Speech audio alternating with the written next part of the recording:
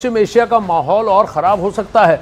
ऐसा इसलिए क्योंकि इजराइल जंग की वजह से दुनिया दो धड़ों में बंट चुकी है और हमास के समर्थन में खुलकर मुस्लिम देश अब आ चुके हैं। यानी इजराइल के कट्टर दुश्मन ईरान की कोशिश कामयाब होती दिख रही है, क्योंकि हमास और इजराइल की जंग के बाद ईरान ने सामने आकर मुस्लिम देशों को साथ लाने की कोशिश शुरू कर दी है। या यूं कहें कि हमास और इजराइल की जंग के बाद ईरान फ्रंट फुट पर खेल रहा है और अमेरिका से दुश्मनी निकालने के चक्कर में इजराइल को घेर रहा है।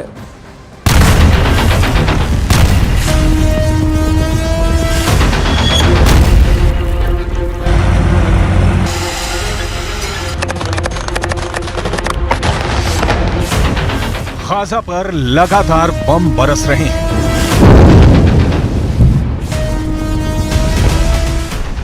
लेबनान सीमा पर आतंकी हिजबुल्लाह युद्ध में उतर चुका है।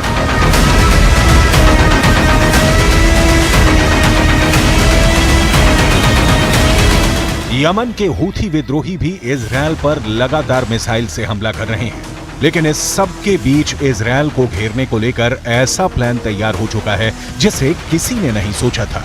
57 मुस्लिम देश एक हो चुके हैं, शिया और सुन्नी दोनों एक हो गए हैं और अब उनका मकसद सिर्फ एक है, इजरायल को खत्म करना।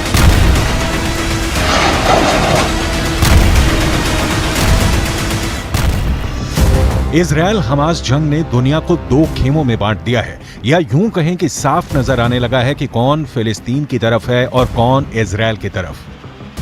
क्योंकि चीन, रूस, ईरान और पश्चिम एशिया के मुस्लिम देशों ने खुलकर इजरायल का विरोध किया है, तो वहीं अमेरिका, ब्रिटेन और यूरोप के देश हमास के अंत के नाम पर इजरायल के साथ खड़े नजर आए। यानी यूक्रेन जंग के बाद दुनिया में जो दो खेमे बने वो इजरायल और हमास की जंग के बाद और साफ नजर आने लगे। यानी इजरायल जंग ने विश्व युद्ध का माहौल बना दिया, क्योंकि यूक्रेन जंग के बाद ही विश्व युद्ध की आहट सुनाई देने लगी थी। लेकिन उस समय पश्चिम एशिया के मुस्लिम मुल्क खुलकर अमेरिका का विरोध नहीं कर रहे थे। लेकिन हमास और इजरायल की जंग ने अमेरिका के खिलाफ ऐसा माहौल बनाया जिससे अमेरिका का नुकसान होने लगा। यही नहीं, इजरायल जंग की वजह से दो दुश्मन देश ईरान और सऊदी अरब एक हो गए हैं। गाजा में जारी भीषण संघर्ष के बीच सऊदी अरब के रियाद में दुनिया भर के मुस्लिम देशों के नेताओं की बैठक में तुरंत संघर्ष विराम और फिलिस्तीनी मुद्दे के समाधान की मांग की गई है। पश्चिम एशिया और इस्लामिक देशों के नेताओं ने इजरायल की आलोचना की और गाजा पर तुरंत हमले रोकने का आह्वान किया। वहीं ईरानी राष्ट्रपति इब्राहिम रईसी ने इजरायल के लिए तेल आपूर्ति रोकने की मांग की। कुछ देशों ने इजरायल और उसके सहयोगी देशों के साथ आर्थिक और राजनयिक संबंध रोकने का प्रस्ताव भी दिया। हालांकि इस प्रस्ताव का विरोध भी हुआ। इस बैठक में इस्लामिक सहयोग संगठन के अलावा अरब लीग देशों के नेता भी शामिल हुए।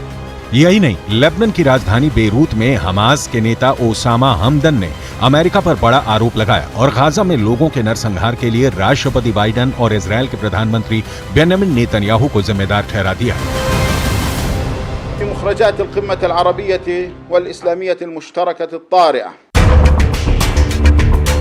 सूरत कुछ ऐसी है, इजरायल के साथ अमेरिका समेत यूरोपियन यूनियन के देश हैं, यानी आधी दुनिया इजरायल के साथ है, तो वहीं दूसरी तरफ ईरान है जिसके साथ चीन और रूस तो हैं ही, साथ ही फिलिस्तीन के नाम पर कई इस्लामिक देश ईरान के साथ खड़े हैं। मतलब साफ है, अगर जंग नहीं रुकी तो विश्व युद्ध होना तय है। ऐसा इसलिए क्योंकि एक एक कर कई देश इजरायल हमास युद्ध में कूद चुके हैं। दूसरी तरफ इजरायल भी इस जंग में पीछे हटने को तैयार नहीं है और उसने एक बार फिर सीज फायर करने से इनकार कर दिया।